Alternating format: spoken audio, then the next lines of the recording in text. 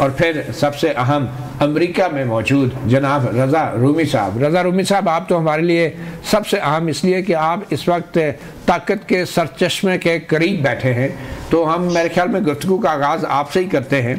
तो मैंने तो वैसे प्रोग्राम से पहले आपसे अज़राए मजाक पूछा था कि आपको मुबारक देनी चाहिए सदर ट्रंप की जीत की, या आपसे हमदर्दी करनी चाहिए, तो उसका जवाब आप कैमरे के ऊपर ही दे दें।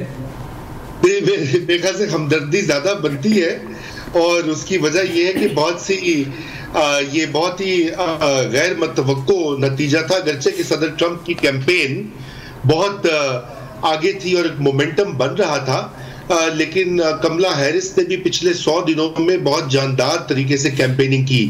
लेकिन जो रुझानात यहाँ पर अब दिखाई दे रहे हैं कि सफ़ेद फार्म लोगों की जो अक्सरियत है, खुसूसन ख़वातीन और मर्द, उन्होंने ट्रंप को वोट दिया है। और अब ये जो अमेरिका में रंग और नस्ल की बुनियाद के ऊपर जो तफरीक है वो बड़ी वाज़े तौर पर सामने आ गई है।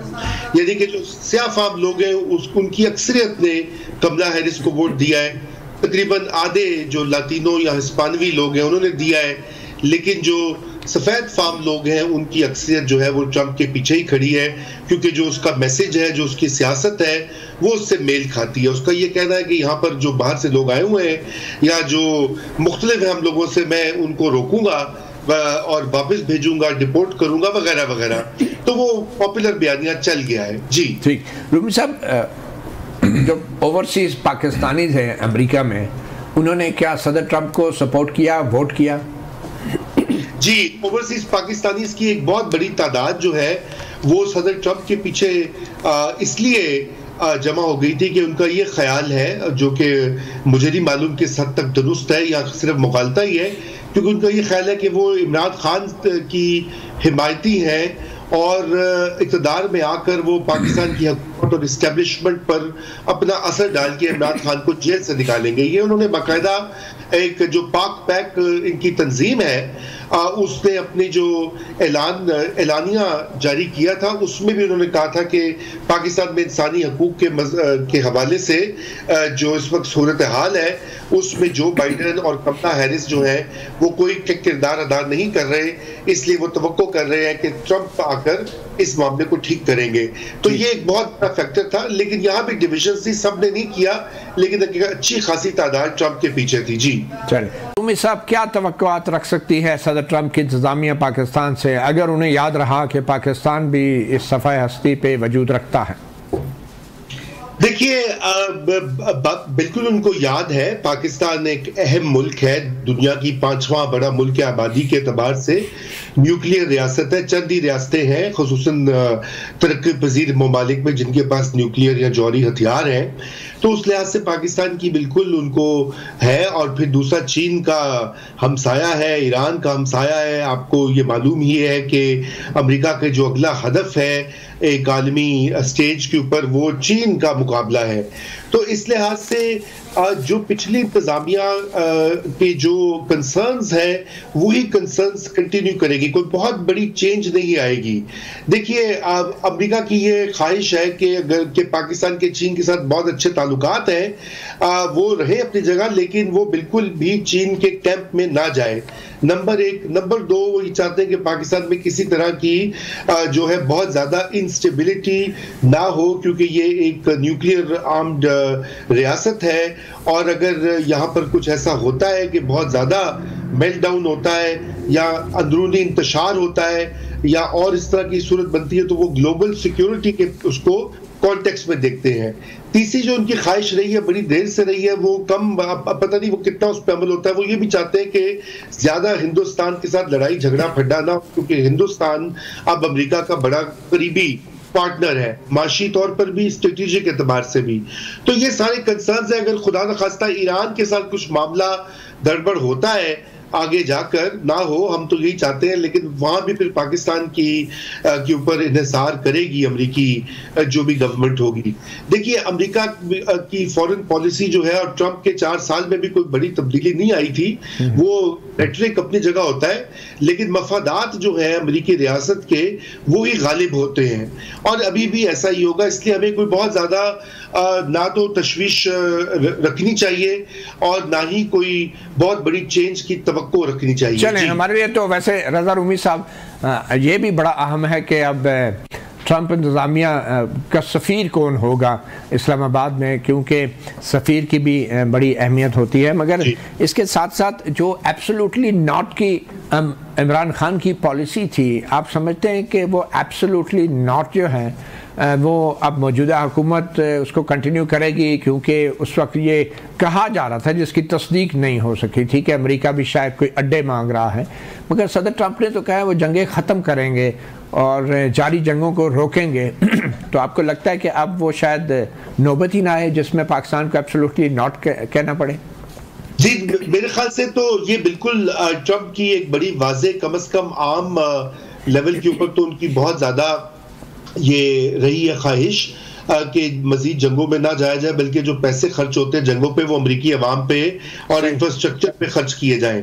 मगर देखिए, ये एब्सोल्युटली नॉट वगैरह पाकिस्तान की कोई गवर्नमेंट और पाकिस्तान की इस्टेब्लिशमेंट जो है वो अमेरिका के साथ एब्सोल्युटली नॉट कहने के वो कह ही नहीं सकते। उसकी वजह IMF की जो हमारी इमदाद है वो उसमें अमेरिका का एक बहुत बड़ा रोल होता है। अब IMF के बोर्ड के ऊपर अमेरिका एक बहुत ताकतवर मुल्क है, और जो भी पहले इमरान खान कहते थे, उससे पहले हमारे हुक्मरान कहते रहे, वो रेटरिक ज्यादा होता है।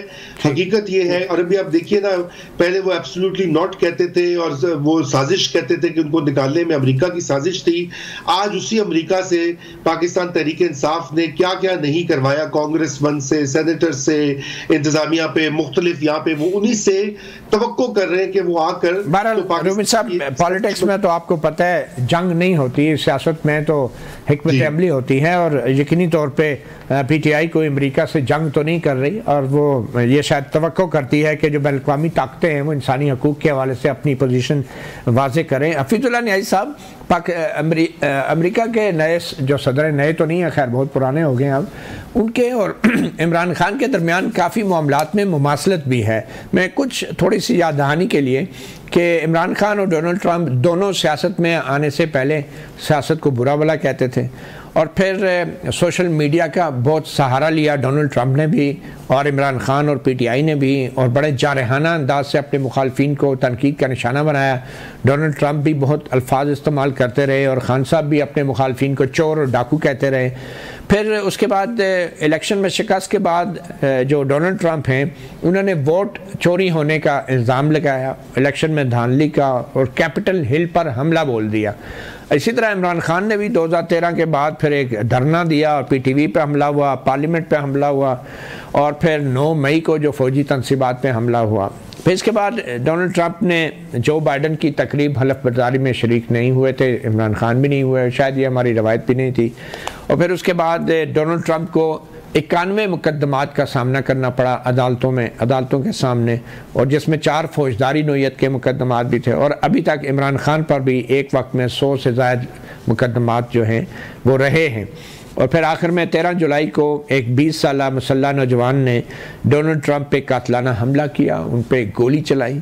और इसी तरह इमरान खान को भी नवंबर 2022 में एक रैली के दौरान उन पर भी कातलाना हमला हुआ। तो बहुत सारी मुमासलत हैं। तो हफीजुल्लाह न्याज़ी साहब, आपको लगता है कि अमेरिकी मीडिया या अमेरिकी डिप्लोमेट, अमेरिकी इंटेलिजेंसिया जो है वो पाकिस्तान और इमरान खान के मौजूदा हालात और जो इस वक्त पॉलिटिकल बहरान है पाकिस्तान में, मैं अब जानना चाहूँगा माजिद निज़ामी साहब की तरफ। माजिद निज़ामी साहब, आपको मैं अपने वज़ीर दफ़ा ख्वाजा आसिफ का एक बयान सुनाना चाहता हूँ जिसमें उन्होंने अमेरिका के अंदर भी एक इस्टेब्लिशमेंट को फैंटसाइज किया। क्या कहना चाहिए, हम पाकिस्तानी सियासतदानों की बड़ी फैंटसी है कि अमेरिका में भी एक इस्टेब्लिशमेंट है और होगी भी, लेकिन उन्होंने किन अल्फाज में कहा है, ज़रा ये सुने।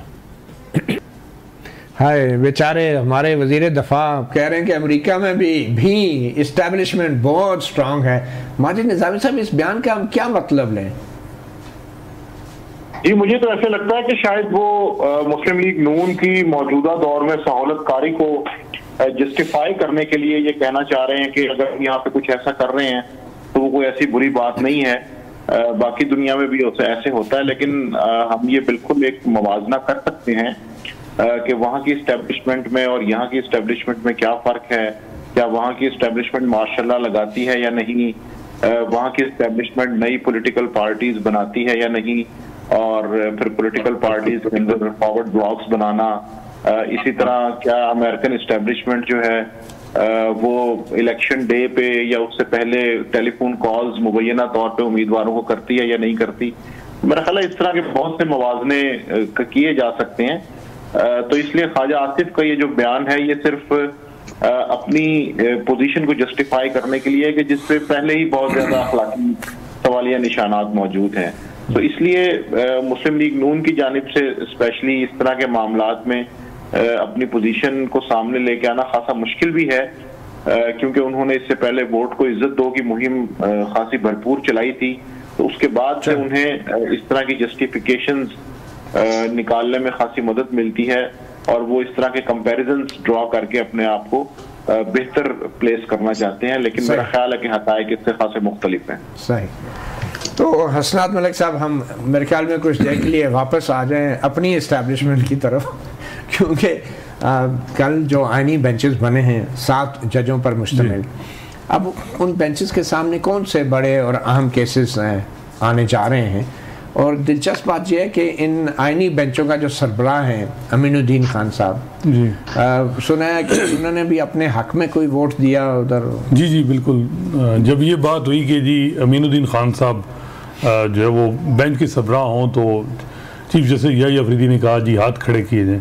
अच्छा, तो हाथ खड़े किए जी अमीनुद्दीन खान साहब ने भी अपना हाथ खड़ा किया। अच्छा, सबसे पहले तो नहीं तो कैसे ऐसे किया या पूरा वो अगर वो अपना हाथ ना खड़ा करते तो फिर मेजॉरिटी ना बनती, क्योंकि वो 5 वोट तो हुकूमत की साइड के थे।